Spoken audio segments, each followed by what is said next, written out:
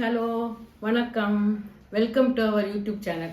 இப்போ நம்ம இன்றைக்கி என்ன பார்க்க போகிறோம்னாக்க ஆஞ்சநேயர் அனுமத் ஜெயந்தி வருது இல்லையா, அதுக்கு ஆஞ்சநேயர் வடை பண்ண போகிறோம். மிளகு வடை. அதுக்கு பச்சை மிளகாய், இஞ்சி அந்த மாதிரி எதுவுமே எனக்கு சேர்க்கக்கூடாது, கருவேப்பிலை எதுவும் சேர்க்கக்கூடாது. வெறும் மிளகு, ஜீரகம், பெருங்காயம் வச்சு தான் அதை போட்டு எப்படி பண்ணலாம், என்ன இன்க்ரீடியன்ட்ஸ் வேணும், கொஞ்சம் பொறுமையாக பண்ணணும்.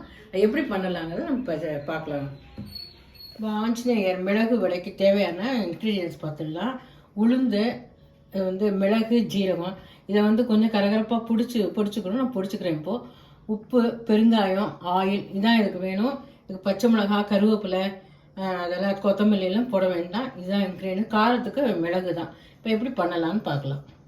உளுந்தம்பருப்பை நல்லா வாஷ் பண்ணிவிட்டு 40 மினிட்ஸு, அரை மணி நேரம் ஊறப்பட்டால் கூட போகிறோம். ரொம்பலாம் ஊற போடக்கூடாது. இந்த மாதிரி கொஞ்சம் ட்ரை பண்ணி வச்சுருக்கேன். இதை இப்போ மிக்சியில் அரைக்கணும், குறகுறப்பாக அரைக்கணும். இப்போ இதை அரைச்சின்னு காமிக்கிறேன் உங்களுக்கு. இன்னும் வடைக்கு இந்த மாதிரி குறகுறப்பாக அரைச்சிக்கணும்.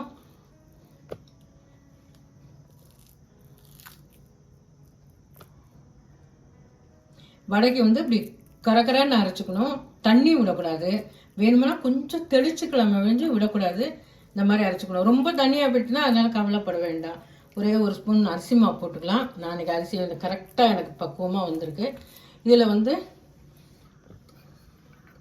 மிளகு, ஜீரகம் காமிச்சேன் இல்லையா, அதை இந்த மாதிரி கரகரப்பாக பொடி பண்ணி வச்சுருக்கேன். கோர்ஸாக இருக்குது. இதில் ஒரு ஸ்பூன் போடணும்.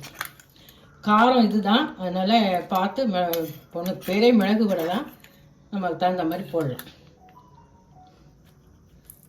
இன்னும் கூட கொஞ்சம் போடலாம். இது இன்னும் கருப்பு உளுந்தில் பண்ணினா இன்னும் நல்லாயிருக்கும். இந்த தோலோடு இருக்கும் பார்த்தீங்களா, அந்த கருப்பு உளுந்தில் பண்ணால் இன்னும் நல்லாயிருக்கும். கொஞ்சம் பெருங்காயம் போட்டுக்கலாம், வாசனைக்கு பெருங்காயம் தான். இதுக்கு தகுந்த சால்ட் போட்டுக்கலாம்.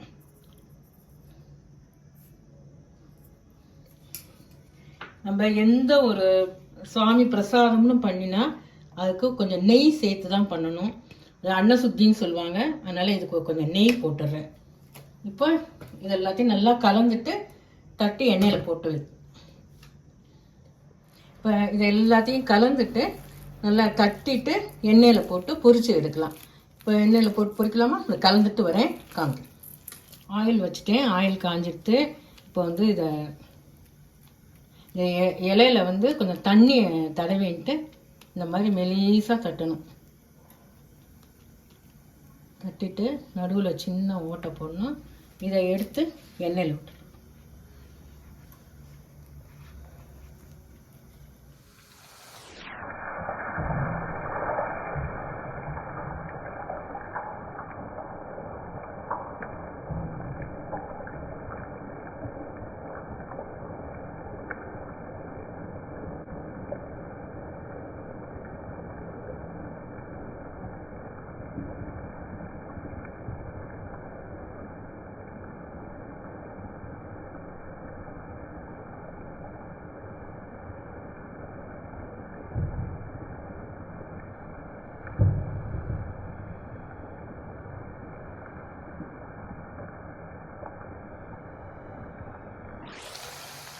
நல்லா செவந்து எடுத்துக்கோங்க.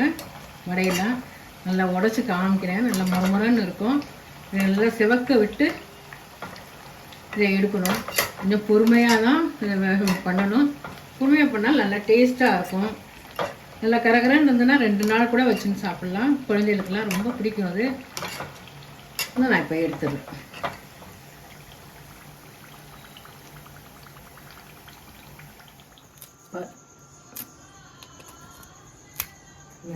கரகரப்பாக இருக்கு பார்த்தீங்களா? புத்தித்வயம் யசோதைரியம் நிர்பயத்வம் அரோகதா அஜாட்யம் அட்படும் தும்ச ஹனுமஸ்மரணான் பவேத்.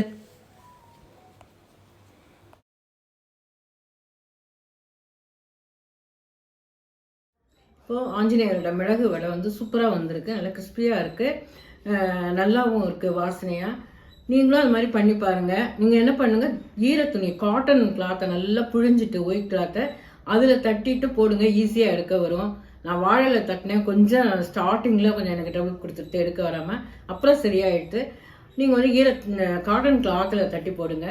எல்லா வாசனையும் 36, 27, 51, 108 அந்த மாதிரி கணக்கில் தான் போடுவாங்க, சாத்துவாங்க ஆஞ்சநேயருக்கு. நீங்களும் இது மாதிரி பண்ணி பார்த்துட்டு ஆஞ்சநேயருக்கு வடமாலை சாத்தி அவரோட அருளை பெறணும்னு நான் வேண்டிக்கிறேன். இது வந்து பண்ணி பார்த்துட்டு எப்படி இருக்குங்கிறத கமெண்ட் பாக்ஸில் கமெண்ட் பண்ணுங்கள், ஷேர் பண்ணுங்கள், சப்ஸ்கிரைப் பண்ணுங்கள். சப்ஸ்கிரைப் பண்ணாதவங்க பண்ண சொல்லுங்கள். தேங்க்யூ ஃபார் வாட்சிங்.